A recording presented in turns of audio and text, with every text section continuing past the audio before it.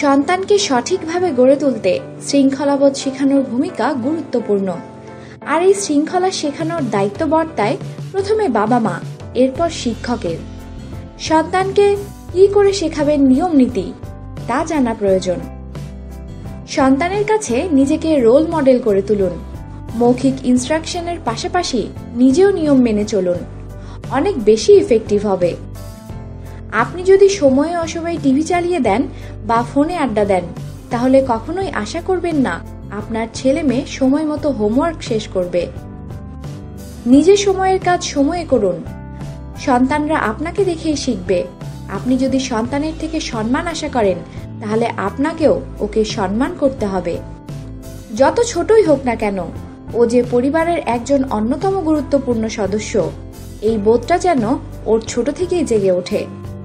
সন্তানের মতামতকে গুরুত্ব দিন, ওর কথা শুনুন। যদি ওর অভিমত মানার মতো না হয়, তাহলে ওকে বুঝিয়ে বলুন কেন তা মানা সম্ভব নয়। আমি না বলছি তাই না, এ ধরনের মন্তব্য করা থেকে বিরত থাকুন। সন্তানকে শাসন করার সময় আপনিও আপনার পরিবারের সদস্যদের একটা ইউনিট হিসেবে কাজ করতে হবে। একজন খুব বকাঝকা করলেন, আরেকজন টেনে নিয়ে আদর করলেন, এমনটা করলে চলবে না। এতে বাচ্চার মধ্যে কোনো একজনকে ফেভার করার প্রবণতা তৈরি হতে পারে। বাচ্চাকে শাসন করতে গিয়ে নিজেদের মধ্যে ঝামেলা করবেন না। বাচ্চাকে বোঝাতে হবে ভুলটা ভুলই। ও যেন বুঝতে পারে অন্যায় করলে মা বাবা দুজনেই রাগ করেন। বাচ্চাকে বকার প্রয়োজন হলে কখনো কোনো খারাপ শব্দ প্রয়োগ করবেন না বা অন্য কারো সঙ্গে তুলনা করে কথা বলবেন না। এতে বাচ্চার আত্মবিশ্বাস কমে যায়। যেমন, তোমার মাথায় একেবারে বুদ্ধি নেই, এরকম কথা না বললেই ভালো। এটা কি একটা বুদ্ধিমান ছেলের মতো কাজ হয়েছে? এক একজন শিশুর চারিত্রিক বৈশিষ্ট্য এক এক রকম। সে অনুযায়ী আপনার পরিকল্পনা ও প্রয়োগ কৌশল তৈরি করুন। হাইপার অ্যাক্টিভ বাচ্চার সঙ্গে কল্পনাপ্রবণ শান্ত বাচ্চার একটা পার্থক্য তো থাকবেই। ও কিভাবে সময় কাটাতে ভালোবাসে, আপনার কাছে কতটা গুরুত্ব চায়, কোন সময়ে পড়তে বসতে স্বচ্ছন্দ বোধ করে, সবকিছু মাথায় রেখে দিনের রুটিন স্থির করুন।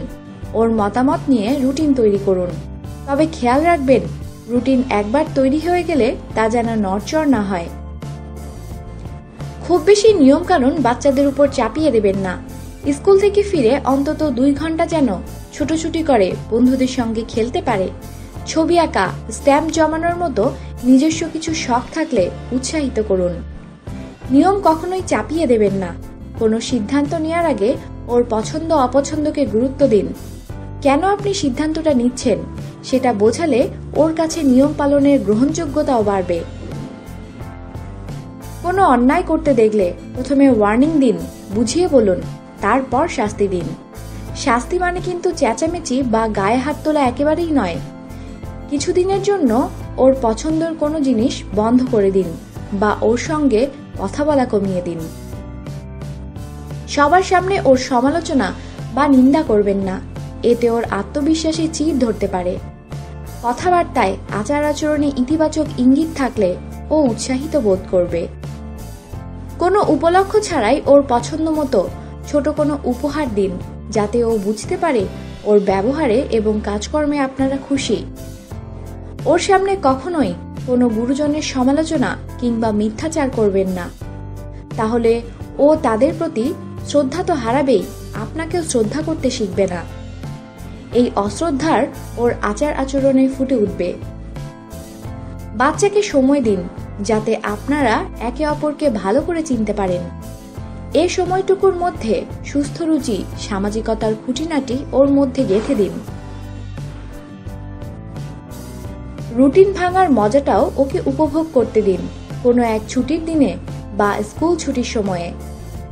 কোনো নিয়মের তোয়াক্কা না করে সপরিবারে সেই বিশেষ দিনটিতে মেতে উঠুন আনন্দে।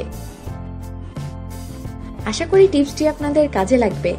আমাদের সাথেই থাকুন আর সাবস্ক্রাইব করুন।